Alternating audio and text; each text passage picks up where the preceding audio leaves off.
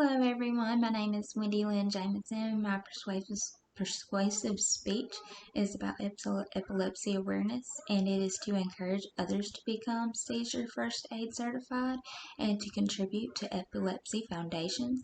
My medications are my visual aids. I take the generic versions of Keppra and Lamictal. Lamictal is, there's Keppra. Lamictal.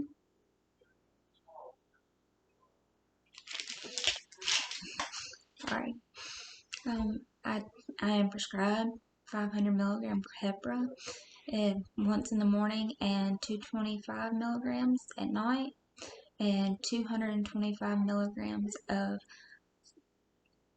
Lamictal twice daily. My last recorded seizure was in 2016. I have started experiencing them again frequently this past week. My hand, arms, and eyes have been twitching when I concentrate on something for too long. I want to begin my awareness and encouragement first with that in the United States alone, there are approximately 3,000 deaths each year due to sudden unexpected death in epilepsy. That is 1 in 1,000 people. It is the leading cause of death in people with uncontrolled seizures, and both seizures and epilepsy know no age. I am now 30 years old and was diagnosed at age 9 with petit mal seizures. My friend's brother died from sudden unexpected death in epilepsy at age 2. My cousin passed last year at 50 years old from it as well. When someone with epilepsy dies but is otherwise healthy, they rule the cause of death as sudden unexpected death in epilepsy. I have chosen 2 pre-reviewed articles from the South University Library. I have researched all authors' credibility from these articles and provided each with references. I am only going to speak on one author of each article.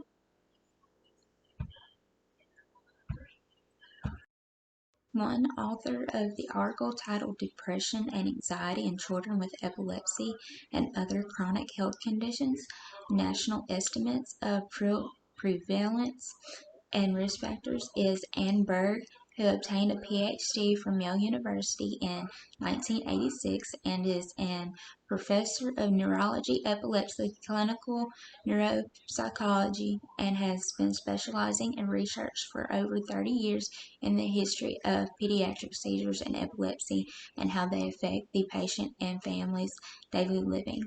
One author of the article titled Epilepsy is Michael Zalwood, who attended the University of Arkansas from 1988 to 1993 for medical science data of psychology, biophysics, and philosophy, in which he obtained a PhD, as well as attending the University of Colorado, Denver from 1993 to 1996 for a postdoctoral fellowship in neuroscience. He has been an associate professor teaching courses in chemistry, neurodegenerative diseases, medical science, neurology, neuroscience, and psychology, co-director of neuropathology, core laboratory for Alzheimer's, Parkinson's disease, and epilepsy studies.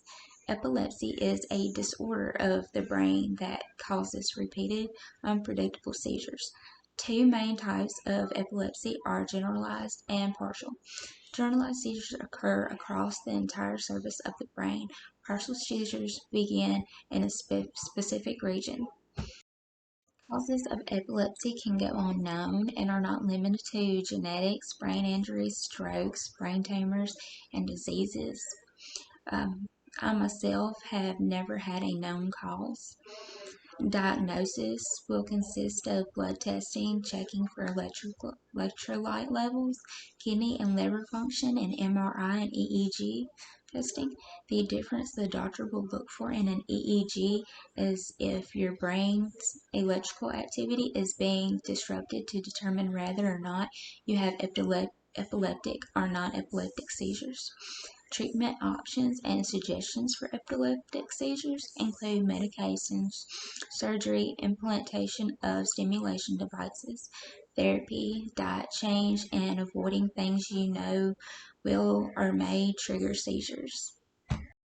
People with either epileptic or non-epileptic seizures share the same appearance and experiences that are not limited to muscle spasms, involuntary movement, disruption in speech or movement, tingling sensations, temporary blindness, falling eyes rolling back, biting the inside of the mouth. The body stiffens and may experience confusion, unconsciousness, using the bathroom on themselves. The most common effects I have had consist of tunnel vision as well as my eyes rolling back, my fists would clench, and my body would stiffen and would fall out and convulse, bite the insides of my mouth, and experiencing confusion and unconsciousness. To help someone experience a seizure, firstly, you should know what not to do, and that is restrain them or put anything in their mouth. That now that you are now you are aware of what not to do, you should try and stay calm, make sure they are safe, make a safe area, keep onlookers away, be comforting, put the person on their side if they are not awake and aware, cushion their head, loosen their clothing, check for a medical ID, monitor their vital signs, and call 911 if the seizure lasts longer than 5 minutes. There are many complications and risks for someone who suffers from epilepsy. They are likely to have mood and behavior problems and suffer from other disorders such as depression, anxiety, irritability, and obsessive compulsion disorder. These moods and behaviors may be present most of the time before, during, or after a seizure. Mood and behavior problems can be side effects of their medications. Mood and behavior problems can also trigger someone to have a seizure. Mood and behavior problems and disorders put a strain on their family, friends, and themselves that is not limited to school, work, and social events. A side effect of my Keppra causes me to be irritable and depressed. And when I was first put on Keppra, I was given too strong of a dose and it made me black out when I got mad and upset. At one time, I had tried to fight my mother and she had to pin me down.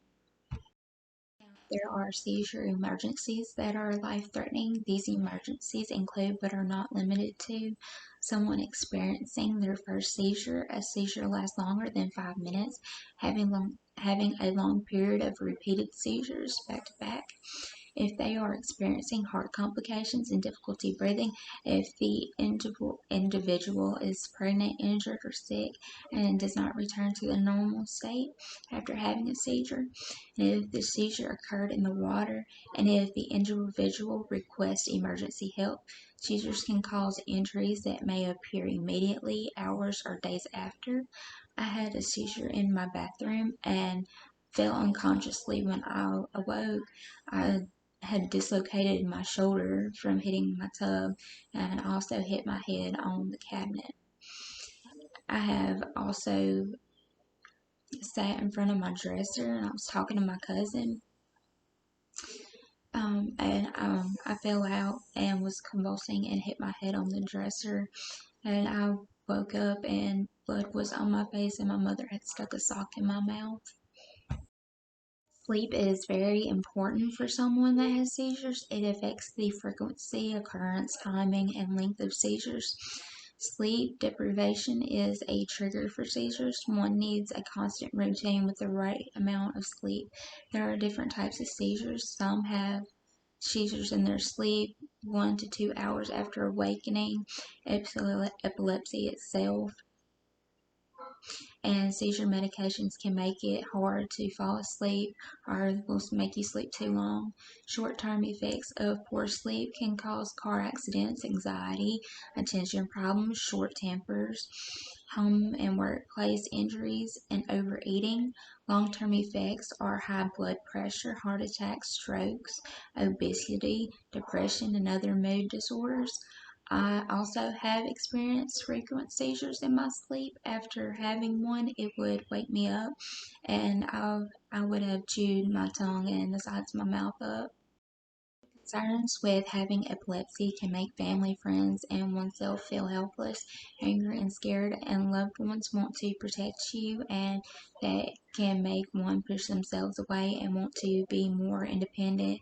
Between seizures and medications, it can cause learning and attention problems at school. Some individuals don't know or understand your condition and don't want to bother, and they look at you differently. It is hard to find transportation to and from work.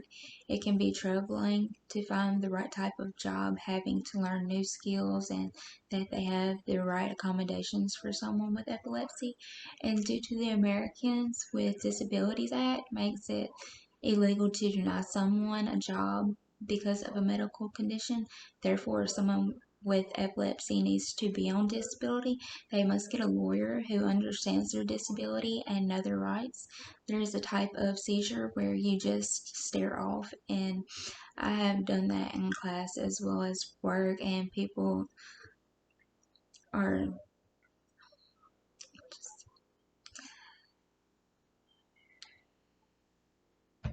smart Alex saying, "What are you looking at? What is wrong with you?" Can also leave short-term and long-term effects on thinking and memory. Each seizure kills brain cells in various parts of the brain. They can change your personality and yourself, and it's not always for the best. You can lose the ability to remember names, words, word meanings, objects, plans, places, memory, and language.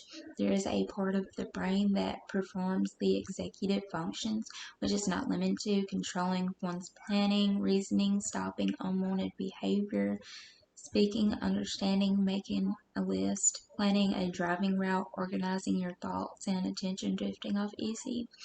My last recorded seizure in 2016, I had clusters and was convulsing for hours. And days after being in the hospital, my SUV got repoed, and they asked me what had happened to my door. It took me 6 months to remember that my headlights had bonded a deer, and it ran into my back passenger door, made a dent. Lastly, osteoporosis is a concern men and women with age. Naturally, however, those taking anti-seizure medications are at a greater risk of osteoporosis, even higher if they take more than one type of anti-seizure medication. Mostly older medications have been studied, such as Dilantin and Depakote, being linked. They believe it is due to the intake and absorption of calcium and vitamin D. Due to these complications, risk factors, and on personal experiences, my goal is to spread awareness, to motivate those to get seizure first aid certified, to help those in an emergency situation, and to identify a seizure emergency, and to continue to contribute to epilepsy foundations, to find a cure, and to create safer treatment options, and to contribute and get seizure first aid certified for free. You can visit epilepsy.com, which is the Epilepsy Foundation website, where I retrieve most of my information. Thank you for watching my video.